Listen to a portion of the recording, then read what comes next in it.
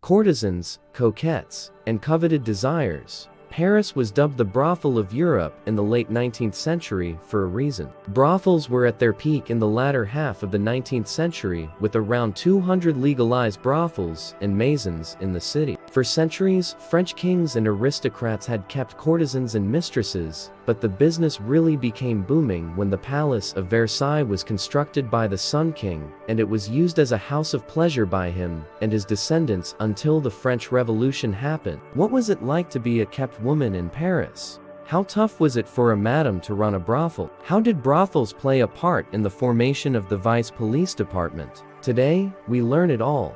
The nutty history about the filthy secrets of brothels during the Age of Versailles. There was a time when nuns and coquettes lived together harmoniously in convents-like dwellings of Paris, and during the Middle Ages nonetheless. But when the wife of King Philip II found out that the nicely dressed young woman she hugged during the sign of peace in the church was a courtesan, Philip forbade women of brothel work from wearing coats and ordered them to wear golden belts as a symbol of their profession. He also decreed that the whores should be located at least 300 meters from a church. And if you are thinking, well, that is not too far, it was because Philip was considerate to make repenting easier for clients after visiting the whores. Philip II was the first king to regulate brothels in Paris, but Louis the Ninth removed them altogether from Paris and forced them outside the city walls. This is how brothels came to be known as bordels, for being located at the borders of the city, and thus the word brothel originated.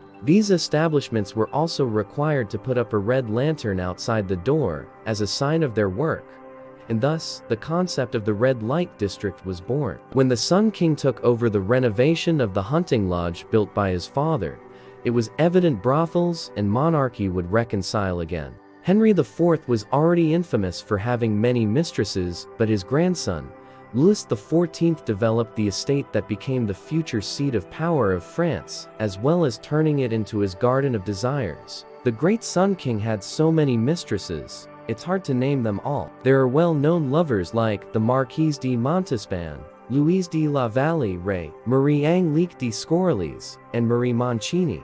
But the list is long, very long. Before Louis XIV moved on to young noblewomen, he practiced his arts in the various palaces, serving maids and fathered a child with a gardener girl. Far from causing a scandal, the court was quite pleased with this, for it proved Louis was able to father children, a thing of utmost importance for France. But the Sun King was also a major believer in rules are for thee, not for me. The shadow of the powerful semi-secret organization of the French Counter-Reformation, the Company of the Holy Sacrament, was long on the Sun King's earlier rule. Before his ascension, they tried to pull a stint of moral reform by imprisoning vagabonds, reforming brothel workers, and preaching about a brand of ascetic piety deftly satirized in Tartuffe, also known as the impostor. During his rule, Louis XIV tried to crack down on the spreading of common brothels in Paris while building an exclusive establishment for himself in Versailles. One of the reasons behind this repression was the emergence of venereal disease in Naples in 1494, which soon became a problem in France as well. In 1658, he ordered all women guilty of solicitation, copulation, or adultery to be imprisoned in the Petit Salpêtrière until the priests or religious officials said they have repented and changed. In 1667, he also assigned the task of surveying public girls to the Lieutenant General of Police, which led to the establishment of the Vice Department. The surveillance and crackdown on the profession of public girls weren't only done for the sake of morality and law, but also in the hope to develop a better understanding of how much brothels were contributing to the French economy. They were also studying how the economy of brothels functioned. There were vast amounts of dossiers of information on the city's brothels and patrons, but they hardly utilized that information for anything fruitful. To this day, it remains a mystery why the Parisian police spent so much time and effort observing an underground economy they apparently had no interest in curtailing. However, these dossiers do paint a vivid picture of what was going on behind the sheen curtains of Parisian whores. While the common police were left handling street solicitation and common brothels, A particular vice unit called Demimonde was created to monitor the world of elite courtesans of Paris and Versailles, as they were an actual vulnerability for the French government. Common coquettes could be apprehended and dealt with any time by trying them en masse, having their heads shaven, and thrown into Paris' famous women's prison, La Salpêtrière. But the matter of elite courtesans was different. There was a certain number of elite brothels that catered to male nobility and authorities that were considered legal. The Demimonde not only conducted surveillance on such brothels, but also made sure that the madam running the brothel abided by the strict rules, as well as supplied the inspectors in charge of handling them with a steady stream of information about their patrons. So, in a way, madams were both domestic spies and informants at the same time. But most of the unit's resources were spent watching a particular group of elite courtesans that worked as professional mistresses, called dames entretenues or kept women. These women provided intimacy, company, and sometimes even love for elite men in exchange for being kept. Kept here means being financially supported so that they could establish and maintain a household. La galanterie, the practice of being or keeping a mistress, was not illegal, even while brothels were. Kept women had oral contracts with their patrons which postulated how much the mistress would be remunerated each month, and whether the patron would set his mistress up in an apartment, buy her new furnishings, pay her bills, and give her gifts. The mistress' duties were not delineated but rather were understood, leaving a great deal of room for misunderstanding. The vice department that operated between 1747 to 1771 gathered every bit of biographical and financial data on the men who hired kept women. In a way, brothels inspired the system and techniques that are now used by counterintelligence organizations all over the world. But there is still a burning question.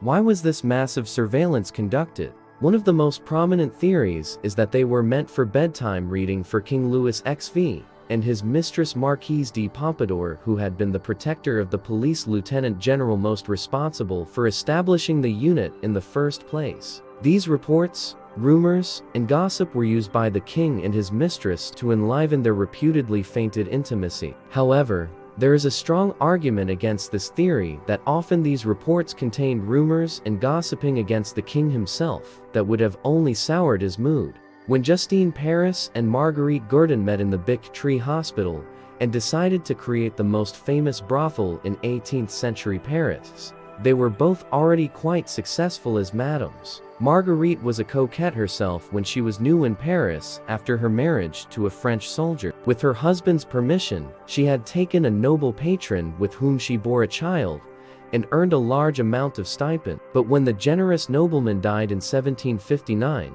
she knew she had to make money from the money she had saved. She opened her first brothel and later separated from her spouse in 1765. During the next 8 years, she crafted a network of procurers not only in the capital, but in the provinces as well. Her staff was divided into 4 classes of coquettes: one who worked in her brothel, a second class who had their own homes and visited their clients, a third made of artists who merely supplied their normal income with solicitation, and a fourth made up by the spouses of rich men who wished to earn their own money. Industrious Marguerite didn't hold any reservations. She was as eager to supply services to people asking for the same gender as much as opposite genders. She also had her own lines of toys and tools, as well as offered rooms in her brothels to couples who needed privacy because of the taboo nature of their relationship. When she met beautiful, witty, and infamously debauched Justine Paris, as they were both being treated for venereal diseases, it was a match made in heaven. They established a temple of Venus with an antique shop as its front next to a rich and ancient hotel owned by Charles François Baud, which legitimized their shop further. This brothel soon became the hottest spot in town. However, within the first year of the establishment, Justine Paris passed and Gourdon decided to run the place all by herself. Gourdon enacted 20 articles that the residents must adhere to. In addition, she wrote a set of instructions for a young lady who wants to make a fortune with the charms she has received from nature. Among Gourdon's clients were royalty, the nobility, academics, and clergymen. Casanova, a close friend of Justine Paris, was also a frequent visitor and wrote his famous memoirs in this brothel. Rue d'Aspis wasn't only known for its best women, but also for its fine dine and wine. To save her women from dreaded government-run hospitals that were less focused on treating venereal disease and more on treating women themselves,